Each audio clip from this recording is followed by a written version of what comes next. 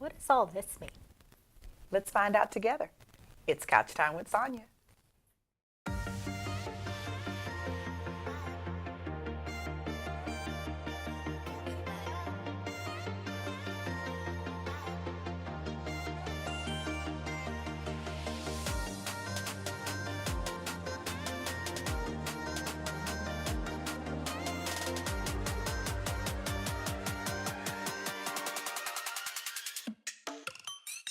Hello and welcome. I am Sonja Lowe, And I'm Delia Cortez.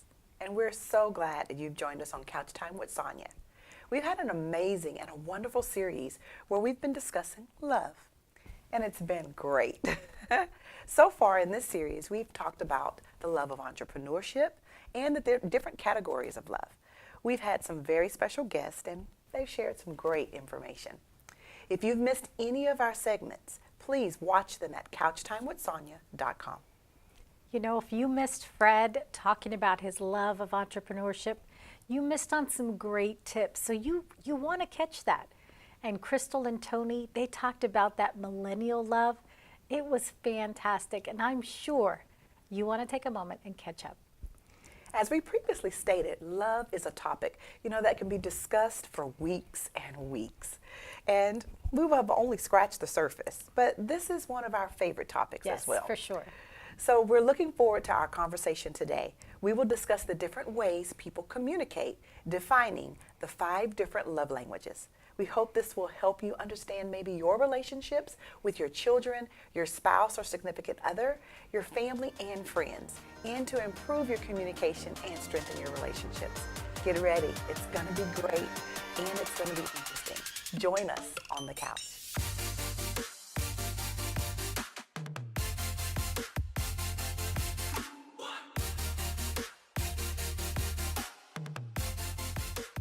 So what does love language even mean? You may have heard the term love language, or perhaps you've heard it referred to as emotional love language. It's essentially the same thing. Gary Chapman developed this concept after doing 30 years of anecdotal research in marriage counseling. Imagine 30 years. That must have been so much research to have to weed through. Whichever way you may have heard it, just know that it is essentially the way someone speaks and receives love. It's the way that they need to be loved to truly feel it. Consider just as people have different personalities and they might have different hobbies or like different foods, they also possess this unique and individual way of receiving love in an effective manner. By understanding others' love language, you can better comprehend what he or she wants and expects from you. In turn, by understanding your own love language, you can then better understand yourself and they better understand you. Good information, Delia. So, what is your love language? What makes you feel most loved by your spouse, your children, or your family or friends? What do you desire above all else? If the answer to these questions don't just leap to your mind immediately, then perhaps it will help to look at the negative use of love languages. What does your spouse or your significant other, and even your family and friends, what do they do or say or fail to do or say that hurts you deeply? Ignoring our love languages is like ignoring the needs of a garden. If we don't weed, water, or fertilize it, it may soon have a slow death. This may sound foreign to you, as many of us do not typically discuss this before entering a serious dating relationship or Right. even marriage, but even our day-to-day relationships. But we actually should. Delia, did you, before you married Royale, did you know his love language? No, I mean, we were so young, I don't think I even knew my own love language. That's good. Because I didn't know that there was such a thing. You and I talked about this book and how wonderful it is, but it wasn't until I read that I began to understand that we all have an individual love language. You're exactly right. I agree. I didn't know either, but thank God we know now. Yes. And how about your children? Do you know your children's love language? I know that I didn't know my children's love language until after I took the time to study it. Right. Can you imagine the arguments and the disagreements that could have been avoided Right. if we knew the love language of all of our family members and friends around us? One of the things is we want you to know, we want you to learn There's a statistic, marriage.com. If you have a chance, go there. It listed that the lack of communication is one of the top 5 reasons for divorce. Then if you learn each other's love language, you know what? That could actually stop that statistic from being so high. You know, you've been talking in relation to your relationship outside of your spouse, your children, your friends. Communication is just as important there. Yes, it So is. imagine if we knew that, how many friendships may have not fallen by the wayside, or how much better you could communicate with teenagers especially. You're exactly right. So I definitely want you to make sure that you think about it. It's something that you should take the time to learn. Take this time to do that. This is especially important since it's rare that spouses, parents, friends even have the same love language. Right. If learning their love language helps to increase effective communication, why not? Doesn't this seem that it would be a great idea? So let's talk about the love language of our children. Let's start there. In The Love Languages of Children, The Secret to Loving Children Effectively by Gary Chapman, he unpacks the idea of intentionally filling our children's emotional love tanks. And if our children's love tanks are on empty, it will be hard for them to be or do their best. And they're most likely to get angry or even act out. We can fill their love tanks more effectively when we focus on learning each of our children's unique love language. Now, let's put a pin there. Remember, each of our Right. children's love language. Every child has a different love language. And when I think about it, my 3 are so different, and they definitely do have a different love language. I agree. I couldn't do the same thing across the board. You're exactly right. Did you hear that? We have to learn, with me having 3, she has 3, finding out that every person is individually wired to receive and understand love in different ways. So it's important to discover when and how our children feel and how they feel being loved by us. Now, the first point for children is that physical touch.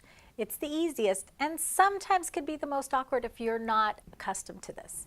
So for boys, they do get a lot of physical touch from playing, games, football, roughhousing, but it's important to look at other opportunities that they might need, like holding their hand or patting them on the shoulders.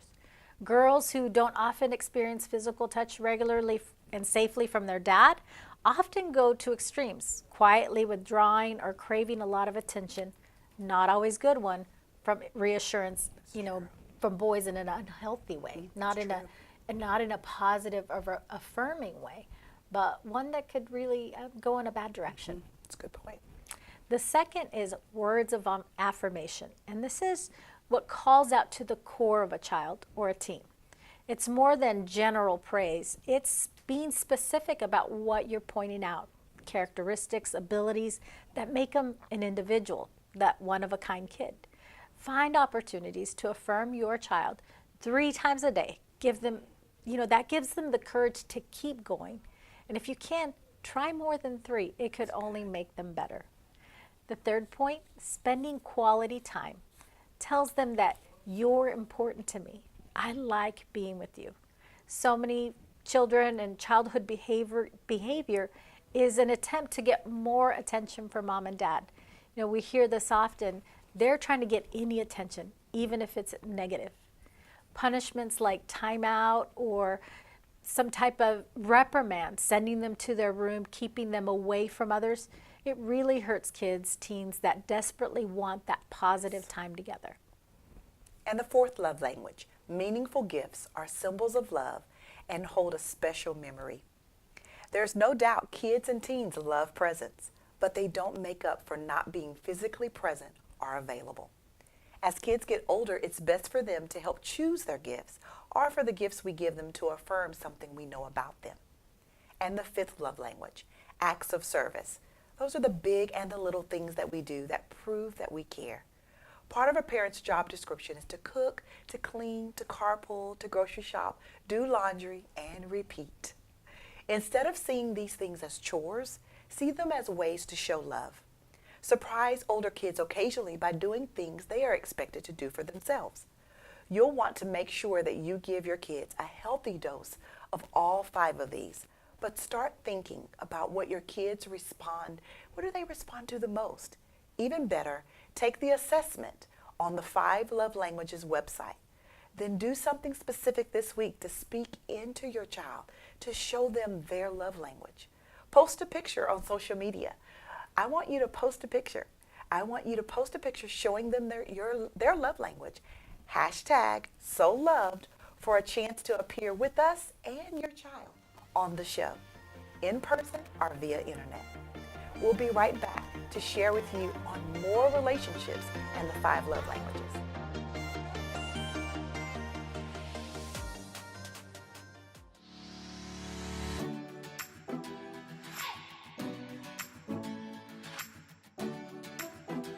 Connect with fellow millennials, creatives, professionals, and entrepreneurs within the all-new millennial community.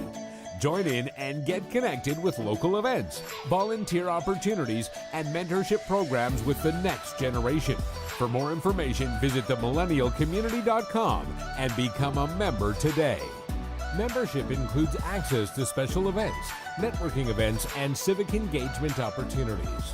Check out our online calendar for upcoming event opportunities, such as Millennial Think Tanks, community building events, the new Sea Live experience, and much more. Members will also be invited to join an online membership group, have opportunities to pair with local students in the Houston community for mentorship programs. Follow us on all social media platforms and get connected with the millennial community today.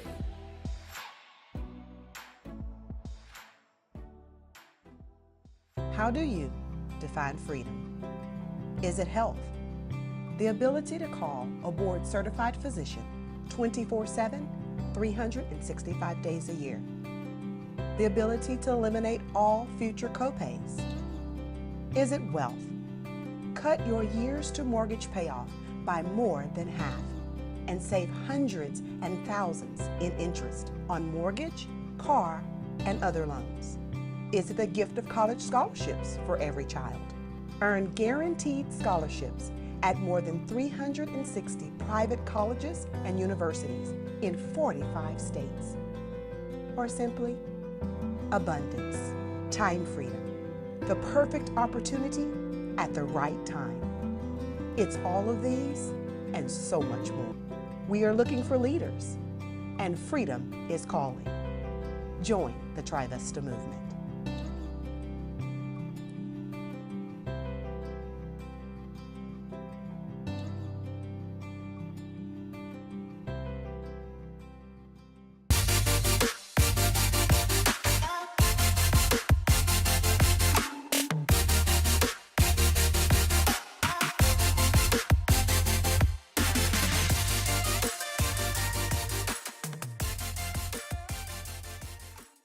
So now that we have discussed what love language is and why it's important to your relationships, your children, and then of course even other relationships, let's explore the 5 love languages in marriage or even if you're dating.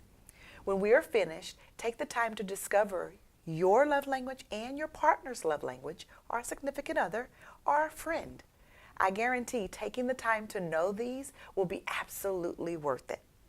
The first, words of affirmation.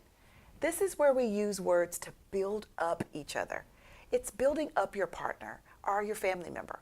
For those who use this love language, hearing things such as, "You make that dress look good, girl," or "You're such a hard worker.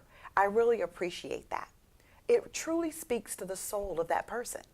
Often we hear couples say things along the lines of, "I don't speak in a disrespectful manner to my wife," but what this person isn't considering is what his wife may be needing. His wife may be needing more. She needs the affirming words of her husband to feel loved. Right. It's not enough for her that he is respectful when speaking to her. In his mind, he's honoring her by speaking respectfully, but in her mind, he isn't showing his love for her at all.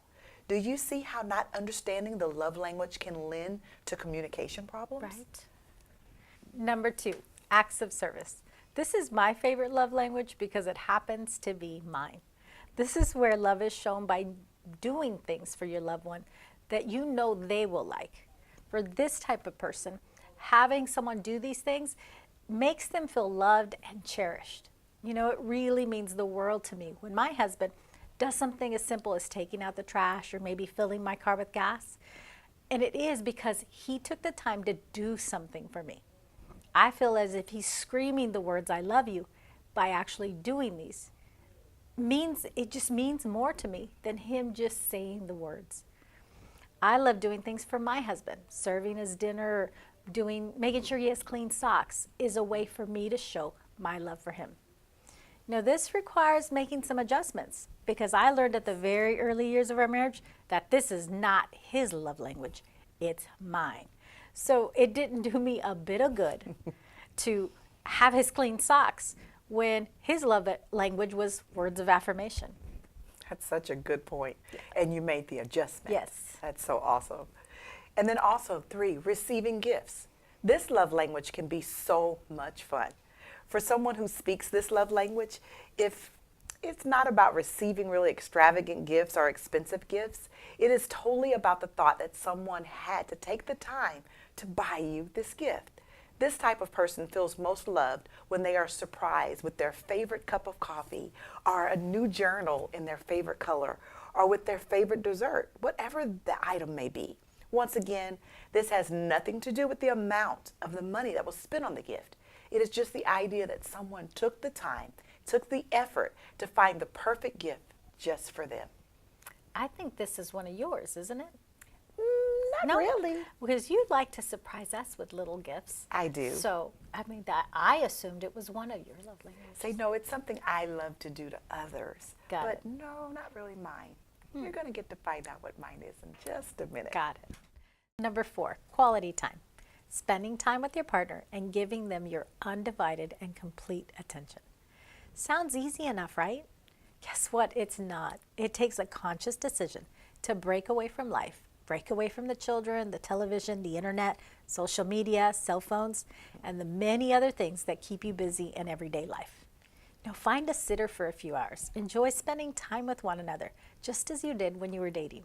In a time where multitasking is almost a necessity to accomplish all the things on your to-do list, this quality time is even more important to those who have this love language. Once again, this does not need to be a costly event. A surprise picnic, a walk in the park, with the cell phones off, or sitting by the lake just to talk will mean the world to those who love and have this type of love language. And you know what? Actually, Delia, that is my love language. And it screams love to me when my husband spends quality time with me or my friends spend quality time with me. Is your spouse or loved one pleading for quality conversation? Emotionally, this personality trait longs for attention and desires you to be focused in on them by listening to their pain, their frustration, their issues. Many of us are focused on listening, but not on speaking. We sometimes only listen long enough to hear the problem and formulate a solution. We don't listen long enough or well enough to hear the cry for support and understanding. Many of us are trained to analyze problems and create solutions. But we forget that marriage is a relationship, not a project to be completed or a problem to be solved. A relationship calls for systematic listening with a view to understanding the other person's thoughts, their feelings, and their desires. We must be willing to give advice, but only when it's requested and never in a condescending manner. Most of us have little training in listening. We are far more efficient in thinking and speaking. Learning to listen may be as difficult as learning a foreign language, but learn we must. And if we want to communicate love, we must be willing to learn. That is especially true if your spouse's or your loved one's primary love language is quality time and his or her dialect is quality conversation. I suggest the following tips. 1, maintain eye contact when your spouse is talking. That keeps your mind from wandering, and it helps to communicate that he or she has your full attention. 2, don't listen to your spouse and do something else at the same time. Remember, quality time is giving someone your undivided attention. If you're watching, reading, or doing something else, in which you might be interested, like maybe on that cell phone, it means you're not truly tuned in to them. It means you can't turn immediately from your spouse to the truth, to what you're reading. Look at it in a positive manner. I know when you're talking or you're trying to talk to me and I'm interested, but I want to give you my full attention, I can't do that right now. But if you give me 10 minutes to finish this, I'll sit down and I'll listen to you. It simply is communicating what you want. You want their attention. They're in the middle of something. They need a moment to turn back and listen to you. Next, listen to your feelings. Ask yourself, what emotion is my spouse experiencing? When you think you have the answer, confirm it. For example, it sounds to me like you're feeling disappointed because I forgot your birthday. That gives him the chance to clarify his feelings. Maybe he's thinking something entirely different. Maybe he was going to surprise you. That's great information. Man, I hope our viewers are taking notes on this because we hope that this will help you in your household as well.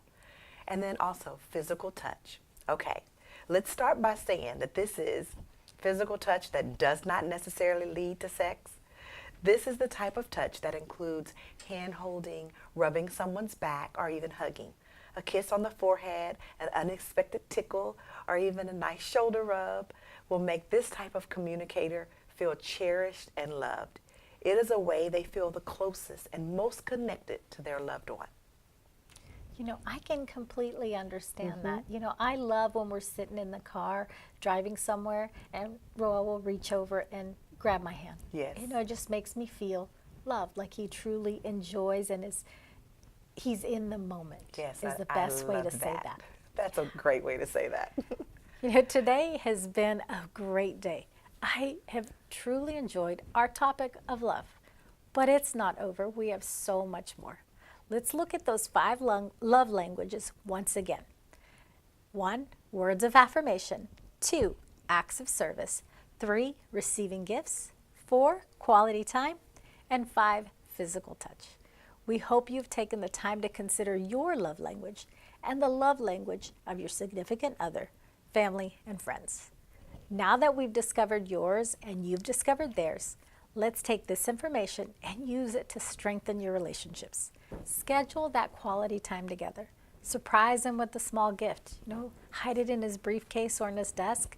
Perhaps cook her favorite meal when she least expects it. You'll be surprised how well they show love back when you speak to them in their language. This has been a great discussion on love languages in regards to your spouse. But remember, these are applicable to all your loved ones in your life.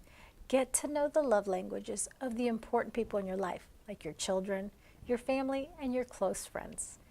We have a special piece, a new piece. I want to introduce you to Sonja's Embrace Moment. I'm not in this world to live up to your expectations, and you're not in this world to live up to mine. The biggest disappointments in our lives are often the result of misplaced, unrealistic expectations. This is especially true when it comes to our relationships and our interactions with others. Welcome to the Embrace Moment. I am Sonja Lowe, the Embrace Coach. A few months ago, a very good friend of mine said to me, "Some of your frustrations are due to unrealistic expectations." I didn't know how to feel about that statement. There I sat, sharing and waiting for her to co-sign, and that's what she gave me? I have to admit, it stung a little, but I slowly began to realize that it was the truth.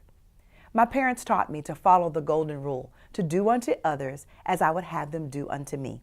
This is something that I followed all the way into my adult life.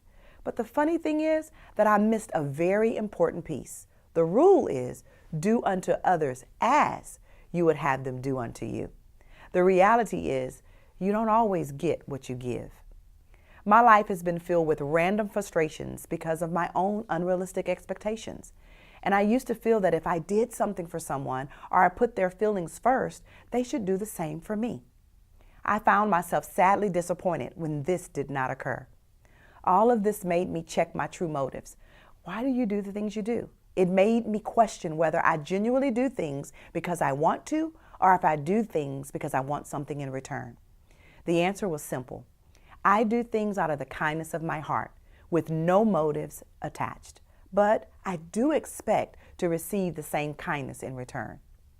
So, how do you change unrealistic expectations? Well, I've decided to expect nothing at all.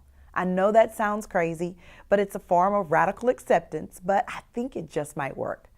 I have decided to put good energy out to help people, but also to be a good listener and to put others before me. Why? Because that's really just who I am. But just because that's who I am doesn't mean it's who everyone else is. I have accepted that if I do good deeds, I will receive good things in return, because this is really one of my core beliefs. I have also accepted that the things that I receive in return may not be the form that I expect. You know, I read a statement that said, peace begins when expectations end. This is now one of my new mantras. If you have really high expectations of others and you find yourself frustrated when those expectations are not met, then let go of your unrealistic expectations. What have you got to lose other than a little bit of frustration? Today, let's address some questions regarding unrealistic expectations. Do you expect everyone to agree with you? You do deserve to be happy, and you do deserve to live a life that you're excited about, but don't let the opinions of others make you forget that. You're not in this world to live to their expectations. Remember that. Nor should you feel that others are here to live to yours. In fact, the more you approve of your own decisions in life, the less approval you need from everyone else. You have to dare to be yourself and follow your own intuition, however frightening or strange that may feel or even prove to be. Don't compare yourself to others, and don't get discouraged by their progress or their success. Follow your own path and stay true to your own purpose. God has given you your own purpose, not the purpose of someone else. Do you expect others to respect you more than you respect yourself? Decide this minute to never again beg anyone for the love and the respect and the attention that you should be showing yourself. It's all about having faith and trust in who you are and willing to act upon it. Today, I want you to look at yourself in the mirror. Yes, in the mirror, and say, I love you. And from now on, I'm going to act like it. It's important to be nice to others, but it's even more important to be nice to yourself. Practice self-love and self-respect, and you will give yourself the opportunity to just be happy. Do you ever expect or need people to like you? This used to be right where I planted my feet all the time. Don't ever forget your worth. You might feel unwanted and unworthy to one person, but you are priceless to another. Spend time with those who value you. No matter how good you are to people, there will always be that one negative person who criticizes you. Smile and ignore them and just carry on. In this crazy world that's really trying to make you feel like you're someone else, the toughest battle you'll ever have to fight is the battle to be yourself. You know, and as you're fighting back, not everyone will like you. Oh well, sometimes people will call you names just because you're different. I'm a witness to that, but that's perfectly okay. The things that make you different are the things that make you you, and the right people will love you for it.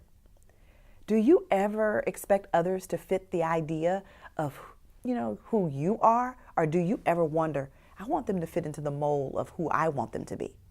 Loving and respecting others means allowing them to be themselves. Stop trying to make and expecting other people to be a certain way.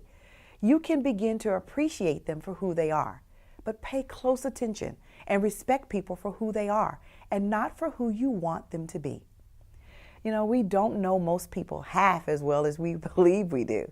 And truly knowing someone is a big part of what makes them wonderful. Every human being is remarkable and beautiful. It just takes a patient set of eyes to see it. The more you get to know someone, the more you will be able to look beyond their appearance and see the beauty of who they truly are. Do you expect others to know what you're thinking? Isn't that another question? Why do you think people can read your mind? They will never know how you feel unless you tell them. Example, your boss. He doesn't know that you're hoping for a promotion because you haven't even told him yet. To my singles, that cute person that you haven't even talked to yet because you're too shy, you guessed it, They haven't even given you the time of day simply because you haven't even given them the time of day. You have to tell them. Married couples, why do you think that your spouse knows exactly what you want them to do or not do if you haven't told them? We must communicate regularly and effectively. Since we're not mind readers, we must open our vocal cords, open that mouth, and speak words. You have to tell people what you're thinking. It's just as simple as that. Do you expect people to suddenly change? Isn't that a good question? If there's a specific behavior someone you care about has that, you're hoping it disappears over time, well, I'm going to tell you, it probably won't. If you really need them to change something, be honest and put all the cards on the table so this person knows how you feel and what you need them to do. For the most part, you can't change people and you shouldn't try. Either you accept who they are or you choose to live without them. It might sound harsh, but really it's not. When you try to change people, they often remain the same. But when you don't try to change them, when you support them and allow them the freedom to be who they are, they gradually change in the most beautiful way. Because what really changes is really not them. It's really the way you see them. Another question. Do you expect people to say and be okay all the time? You know what? It's really not necessary, but everyone you meet is fighting some kind of battle, just like you. Every smile or sign of strength hides an inner struggle every bit as complex and extraordinary as your own. Remember that embracing your light doesn't mean ignoring your dark. We are measured by our ability to overcome adversities and insecurities, not to avoid them. Supporting, sharing, and making contributions to other people is one of life's greatest rewards. This happens naturally if we just allow it, because we all share very similar dreams, needs, and even struggles. Once we accept this, the world then will be a better place where we can look someone in the eye and say, I'm lost and I'm struggling at the moment. And they can nod and say, you know what? Me too. And that's okay. Because not being okay all the time is perfectly okay. People randomly behave exactly the way you want them to. Hope for the best, but expect the least. And remember, the magnitude of your happiness will be directly proportional to the thoughts and how you choose to think about things that happen. You deserve to live a life that you absolutely adore and want to live inside out. But you know what? That's why I'm here. Let's talk and continue to have embrace moments. Visit sonjalow.com and register for your 15-minute embrace call. I truly look forward to chatting. I want you to have a blessed week. I hope you enjoyed the embrace moment as much as I enjoyed recording it for you. I also hope that you received some valuable information from it as well. But we are excited. We have Charnel Brown, also known as Kim from A Different World. You know the 90s TV show? She is here and she has great information to share with you. We'll be right back.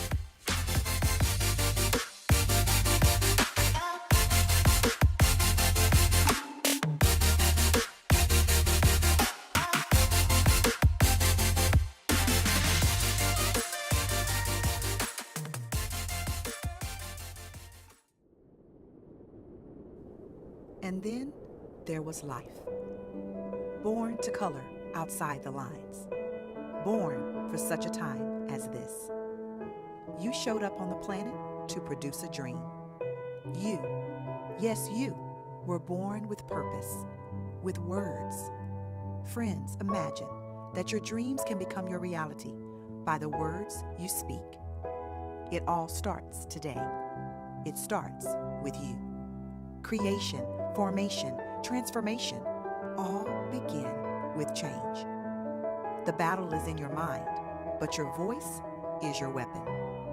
Speak life, believe, prosperity, creative, daring. The best way to predict your future is to create it. Your future is unwritten. Let's begin writing today. Your words create your world.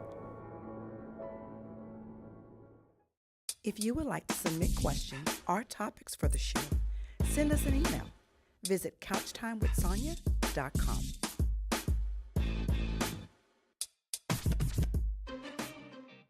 Hello and welcome back. Right before the break, remember I told that we had a special guest on today. You know, Delia, it's a different world. It sure is. Well, our special guest is probably where you might remember her, Miss Charnel Brown. Hello, everybody. Hi, guys. We're so excited that you have joined us on the set Thank today. you for having me. Thank you for having me. It is just, man, from then, my gosh, so amazing to know from then to now. To now. Yeah. You know, I hear that there's some amazing things going on in your life. There is. Actually, I have to say, I'm a Houstonian. Yay. Yay. I love Houston. And really briefly, God told me to come. Many years ago, back in 2000, he said, come because this is going to be the next entertainment sect, like Atlanta. And I came in 2000, but I did listen to my instructions and I just came to Houston, so I had to go back to work. But he said, go back again. And that's why I'm sitting here talking to you today, because it's time. It's time. Amen. And we're doing an incredible play called Changes the Musical, inspired by Sam Cooke's music. And Andre Petrie Beaumont, love him. He's my business partner. We've been together for about maybe 15 years. Nobody knows that. Awesome. And so God placed it on his heart to do something, and he created it, and he's directing it, and he is starring in it, and he gave me the pleasure to write it. Oh, how awesome. I Which was just going to make reference to that because I didn't know Yeah. if you would. You wrote this. I wrote it. I mean, it's amazing that I do a lot of writing that people don't know about. I write from novels, get hired to write plays, from novels or scripts like that. So I've been doing that. God has been blessing me. I thought that acting would be the only thing that I would be doing, but he said, broaden your horizons. You have so much more to do. And so this play, it's going to be at the Jefferson Theater in Beaumont, Mother's Day. And we did it before prior in Beaumont, and they loved it. And so we're coming back. But what I love about this piece is it's about family. We're missing it now. Not to saying that the plays that are doing are terrible, but you can't bring your children. That's correct. And I think that we have to go back to family values with your father and your mother. And if you don't have that, still you have a village to take care of you. Yes. And this is what was in my heart to do. And it was about, this wonderful family, and God tests them, because God always tests them. He tests us for our strength, to see how wise we are, and if we do have faith in him. Because we talk a mean game about faith. Right. We always do. Faith, you just have faith. Just have faith. But when it hits you, it goes out the window. Right. Yes. And it's happened to me many times, that I would tell people have faith, and then God would hit me with it. And so I wanted to write something like that. What do you do when your faith is tested? What do you do when everything just drops and dies, and you have choices to make, and you don't know what choice to make, whether you're going to be selfish or whether you're going to sacrifice? You don't know. And I think the bottom line is God. Just have faith that he's going to do what he says he's going to do. That's good. That's good, Yeah. Charnel. So what can you share about the play itself? What can you entice the viewers with to come out and join you? Actually, it's a wonderful piece. It's about a family and two incredible brothers. That one's an entertainer, and the other one's going to the Olympics. And their faith is tested because the mother and the father, something happens. I'm not going to say what happens. So something happens to the family dynamics. And the lead, Andre's character, is forced to deal with an issue of whether to stay home or to go and pursue his dream that he's been doing all of his life. And what we love about this piece is he gets help from angels. And the angels don't tell him what to do. They say, think about what I promised you. Because sometimes God talks to us every day, but we don't think it's him. Right. And he promises us, because he told me, everything's going to happen to you in the 9th hour. I'm like, what? Why not the first hour? Right. Right. It You know would what I be mean? easier, Everything right? is going to be in the ninth hour. And so it took me like 10 or 15 years to be calm because I used to go over that cliff and Right. you know, I went to the doctors. You know, my kidneys, you know, are troubled. You know what I mean? They're stressed. Who knew Right. that your organs can be stressed? But now I'm calm because he said, I told you. I will reward you. I'll give you what you ask for, but it's going to be in the ninth hour. And so that's where the faith comes in. And this is what happens to the character that Andre plays. It happens in the ninth hour. But will he make it? Well, that makes me want to go see You're it. exactly right. I see road trip. Yeah, road trip. Love to have you guys. Yeah. Well, you know what's so awesome is we are on a series talking about love. Oh, yeah. And of course, at today's show, and we're talking about the love languages. Yes. There's so many different love languages. Yes. Let's think about them. In this play, I think I say you go through the gamut All of them. of love languages. Yeah, all of them. You know, you have your mother and your father's love. You have your brother's love. You know, your parents' love. Your fiance's love. So all of this love. And what I love what you guys said. Communication is the key. Yes. You have to communicate. And I love when you say touch. Yes. You know, because you have to feel. Because people say, I love you, but they don't, there's no action in it. Because we can always say, you know, I love you, lovely. I mean, and then they throw it out there. But it's meaningful, you know, and love, it feeds the soul.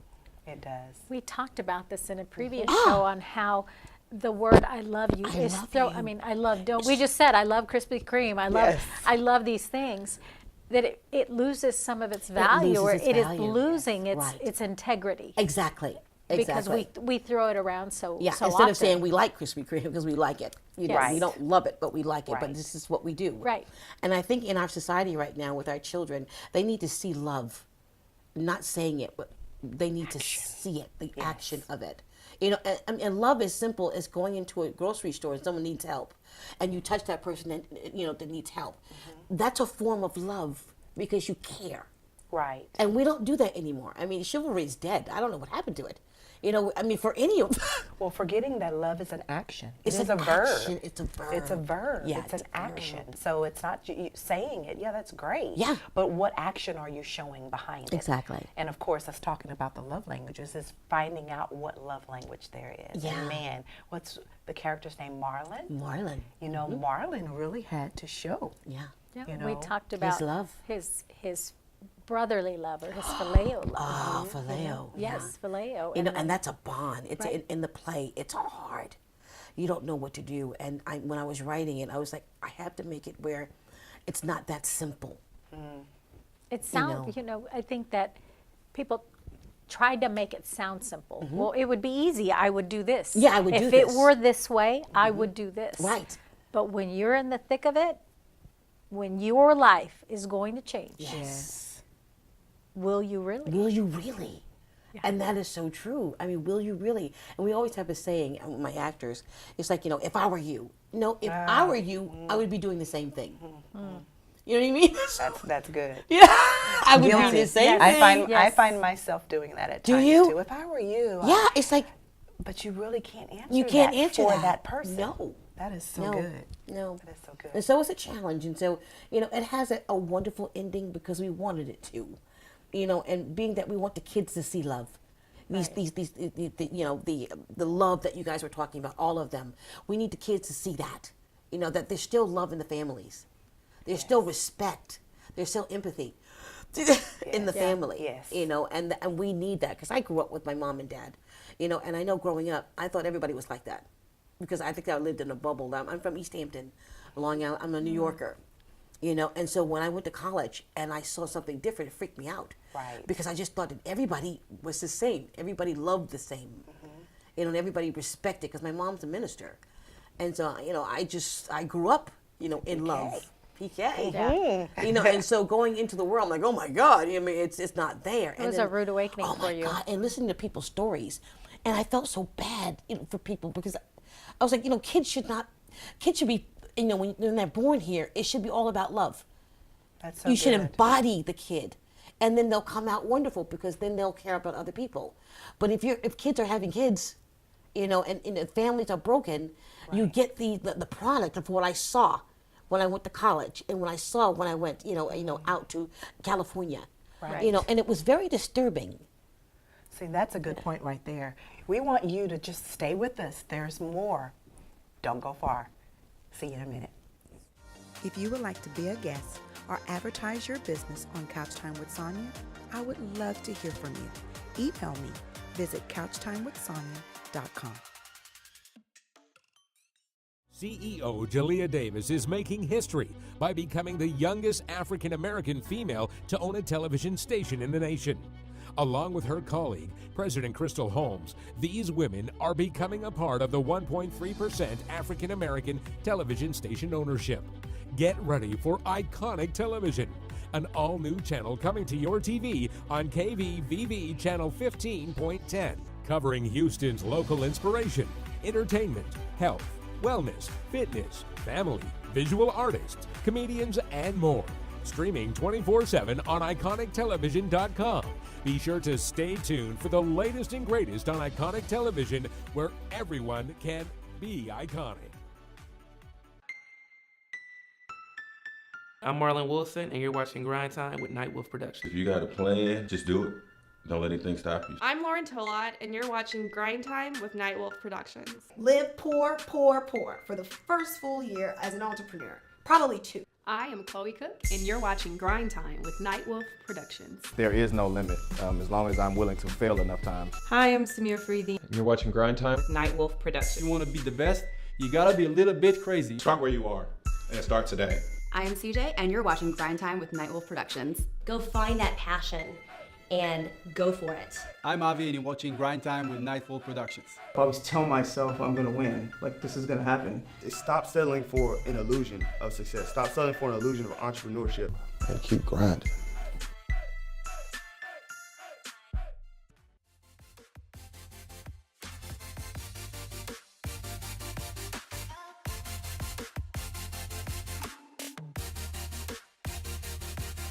We're back. Thanks for being with us. Today we have the pleasure of Miss Charnel Brown visiting, and we're going to continue our love language conversation with her. We're going to teach her a couple things and maybe help her get to know herself a little bit more. So, do you know your love language? I do not. Okay. Do you know the love languages? No. Let's start there. Let's start there. Okay. 1 is affirmation, words of affirmation. Okay. 2 is acts of service. Okay. Gifts is 3. Quality time is 4. Wow. And touch is 5. Wow. And we've kind of, just from talking to you and getting to know you, we kind of pegged that we might know what your top one is. But we're going to ask you and see what you say first. What's my top one? What would you say out of those 5 is the way that you express love? Express love. Okay, give me the first one again. Words of affirmation. Okay. Acts of service. Gifts. Quality time. And touch. It's the way you feel loved if this is done. Okay, I would say touch. We said that, yes? That's exactly what we picked. Yeah. And just since you arrived on set, you do I this. feel people. You touch, you place your hand on shoulders. Yes. That is where, that's how you show your love and how probably how you receive it. Now, what happens when people don't want that? That's a great question. Yeah. That is honestly a great question. Is their love language, if they don't want that, that's not their love language. Gotcha. So what we have to do is, as we've talked about in the whole segment, is it's your love language, but it might not be their love language. Exactly. So it's finding out what that other person's love language is and then pouring into that. Gotcha. And my second one, I love serving people. I always say, in order to be, a leader, you have to be a servant. Yeah. Was that my second? What was the second? We picked out of either affirmation or acts of service. Yes, acts of service. So that's what we pegged you at. So that's pretty good. That's pretty awesome. So now that you've heard them, doesn't it make you want to assess your friends, your family? It does. I'm going to, I have an acting school. I'm going to do it Saturday and see what they're, where they are. Because I think it's very similar to what we do. Stanislavski is our, method of acting. And it's very much like that you wait and listen to someone for 15 minutes. Because actors, we talk a lot. And it's all about us, to be honest. But, take the time really to listen to somebody for 15 minutes, you'll know exactly what they're about. That's good. I heard you say you have an acting school. I do. So tell us a little bit about that. Actually, it's been thriving, which is really great. We're right. We're at 505. What is it? The North Sam Houston Parkway. North Sam Houston Parkway. Yes. Awesome. Yeah. And we just got there, and so we started Saturday of a 6-week course, and it's scene study and children, and it's fabulous. I don't publicize because it's referral, because we want people that are very serious about what they want to do, because it's about working. I don't want to teach classes for the rest of your lives. I want you to go, and work. Yes. And so I want to make sure that this is what you want to do, so you don't waste your money or your time. And if you missed the address, don't worry, it's on the screen. Yeah. And make sure that you check her out. Remember, you heard her say she does not publicize. Yep. It is referral based only. So you've got a referral. You better use it if you want your child to learn how to act. Yes. Well, congratulations. Thank you so much. What a Thank you. wonderful thing to venture out into. Thank you. I'm sure the community is really going to open their arms and accept you. They've been wonderful. Houston is a wonderful It city really to be. is. Yes. It really is. And it's going to be amazing. I tell people, buy houses now when it's cheap, because we're coming. And of course, it's going to raise a lot of things. But because, this is a vast city, it could be anything. Austin, the hills, Galveston, the water. It's everywhere USA. Yeah. And this is the only place, it doesn't make any sense that this is not a mecca, for entertainment. It's huge. It is huge. I think, and you mentioned this offset, it's becoming. It's becoming. It's becoming. I know that Austin plays a big piece in Big it. piece. Houston has a big piece, and it's getting bigger, It's and getting that's bigger. so exciting. And I have to say this, the Houston talent is phenomenal. I brag about them all the time. I mean, I am an advocate. I tell everybody, it was on Steve Harvey's show, I was like, don't skip Houston. Don't sleep on them. They're incredible. So we're trying to teach them, so when things come, the films come, they can compete. And so they don't have to bring anybody in. Use what we have. Good. Right. Yeah. That's good. Thank you so much for pouring into the city, our city. Our city. Yes, thank you. And then we want to definitely end with your play that you have written. We are so excited. We can't wait to see it.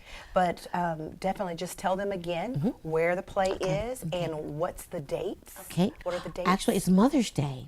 And I believe that's the 16th or the May. It's Mother's Day. Mother's Day. On a Sunday. Whatever day that is. Whatever day that Mother's is. And the Jefferson Theater in Beaumont, beautiful theater. It's family-based, so you can bring your children. And I think it'd be a really good treat for your mom. To treat your mom to come out and see something beautiful. So maybe a brunch, and then the play. and then maybe a dessert and coffee after. Exactly. You could make it an entire day. Exactly. And it's really just up the street. It really not that is, because far. I went the other day and it wasn't that far. I mean, No. you go further for other things. So. Right. So true. And it'll be worth it. It's just wonderful. And there's no cursing. There's no, backbiting. It's just a play about faith. It's truly what you said. It's family. It's family. And that's what Couch Time is all about. We are a family atmosphere. Yes. So we thank you so much, Thank you for Charnel. having me. You guys are Thank wonderful. you. We love you. Thank you so much. It has been a pleasure. And we having really you. do mean that. We love you. Right? We really do mean that. Thank you guys so much for having me. You're welcome. Well, this has been an amazing time. We have definitely enjoyed our time with you, and we hope that you have learned your love language. And if you have not, make sure you go to the website, couchtimewithsonya.com, and there'll be information there where you can take your test and find out what your love language is. Join us next week as we continue on our conversation about love. It's going to be good. It's all about communication. God bless you.